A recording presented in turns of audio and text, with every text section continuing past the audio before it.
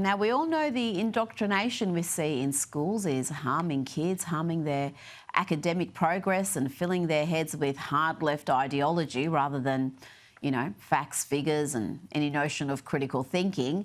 The teachers' unions embrace this political activism. Let's hear from an educator that won the Teachers' Union's 2025 Teacher of the Year. Now, this teacher sees her role as inherently political.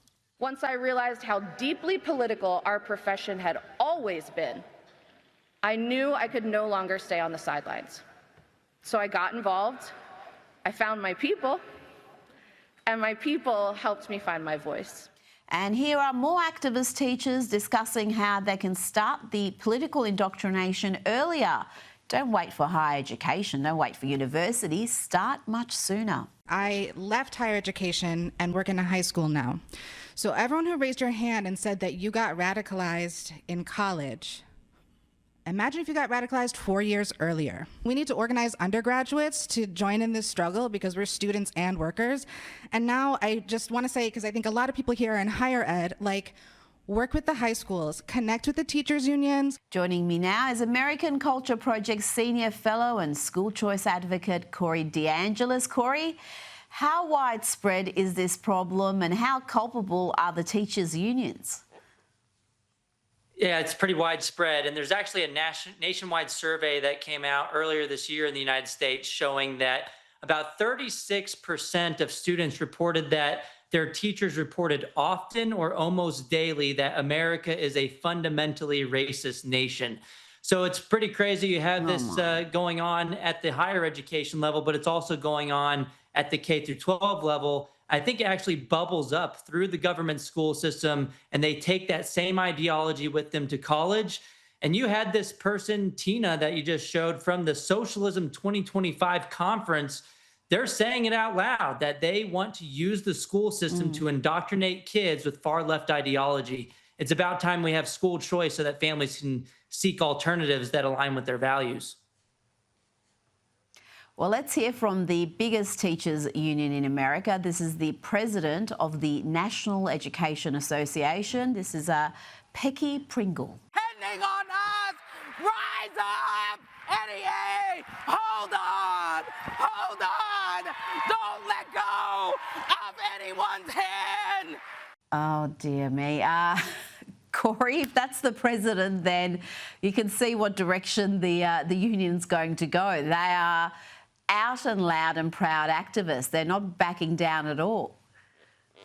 Exactly. They see this as a tool of indoctrination. They don't see the school system as a way to improve educational outcomes. And this was at the NEA's leadership summit, where they're basically having the inmates run the asylum. Do you want this person educating your kids? Do you want them teaching your children in a public school? Absolutely not. So this is free advertising for homeschooling and school choice. This is the person who controls the school system in the United States, the biggest teachers union in the country. They also have a federal charter. Why do they have the backing of Congress? The United States Congress should revoke that charter immediately and not allow them to have any more power. Well, you got a leaked copy, Corey, of the National Education Association's resolutions that they passed at their annual meeting. This is incredible stuff. It's got resolutions like this. Let's look at this one. We're talking here about America's, like you said, largest teachers union vowing to defend against Trump's embrace of fascism by using the term fascism, misspelled, in NEA materials, correctly characterise Donald Trump's program and actions. Now, never mind the spelling and grammar crimes in that sentence, Corey. The ideology here is so wacky, so dangerous, and so out of touch with the mainstream. We're talking here about the popularly elected president. Yeah, this is insane. I mean, and it's just beyond parody that they can't even get the spelling right.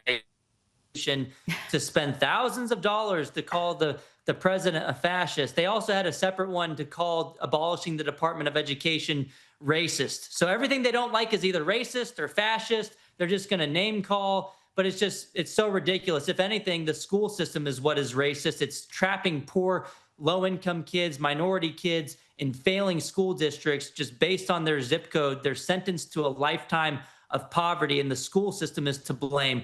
We should give the money to those families so they can go to other schools that give them better academic achievement results and better opportunities. So yeah, the NEA is just, it has an incestuous relationship with the Democrat Party.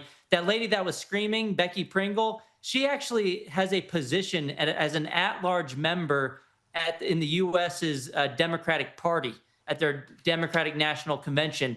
They're basically the same organization at this point.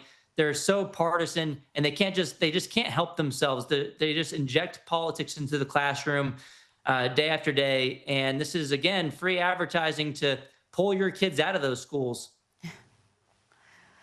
Absolutely. It's free advertising for homeschooling as well if you don't have school choice. Corey, let's look at a couple of other resolutions that were passed, including defending birthright citizenship and opposing the attempt to revert to pre-civil rights movement Jim Crow legal concepts of states' rights in order to deny citizenship to the children of immigrants. Again, a passage filled with grammar crimes. And there was also this, with the union vowing to support students who are dissenting and organising against Trump's policies with regard in particular to ICE, to immigration and customs enforcement activities. They are creating not just activists, but agitators here. It's insane. What is that? None of these resolutions have anything to do with education of doing the basics, getting math, reading, and writing correct. It's ideological conformity that they're enforcing, and they are brainwashing kids. They have about 50 million kids in the government school system in America. They have a lot of power over these children. These are young, impressionable minds, and it should really upset the parents. I mean, they tried to position this resolution on immigration policy as being about pro-freedom for students expressing themselves. But as you can see in their resolution, they say they're all for the students expressing themselves when it's about when they're against Trump's policies. It doesn't say, well, we support the students and their First Amendment right to support or oppose Trump's policies. No, they put their thumb on the scale in one direction, and that's against their political opponents. Because again, the teachers union is just an arm of the Democrat Party. It's so obvious. All of their political contributions go to the left-wing Democrats every single year. About 99% of that funding is funneled to Democrats. It's a money laundering operation, and it ought to be illegal. At the very least, we need to revoke their federal charter. They're a political organization. They're not an education organization. Now, Corey, before you go, you scored a big win recently, a win in a First Amendment lawsuit in a federal court against a school district. Tell me briefly about this case and why this school district now has to pay you $30,000 and also pledge to have their employees undertake training on the First Amendment. I mean, play stupid games, win stupid prizes. Imagine you have a school district that doesn't understand the First Amendment, and they're having to do mandatory trainings to now tell all of their employees how to respect the First Amendment rights of their constituents and the parents and the students. Basically, what happened was they were illegally using taxpayer resources to lobby against school choice last year. And so I called them out on it, and they blocked me on their Facebook page. They also started to restrict comments because other people were calling them out for this activity as well. And that's a First Amendment violation. They're a government entity. They cannot restrict the free speech rights of their constituents or school choice advocates. The judge ordered them to pay my $30,000 in attorney's fees and legal fees. And they also have to do this mandatory training. They also had to admit that they were wrong and promise basically to never do it again. And this is enforceable by a federal judge. So it's a big win for free speech. Fantastic. That's what conservatives have to do. You have to fight these battles and win them. And Corey DeAngelis, you are very good at it. Thank you so much for your time tonight.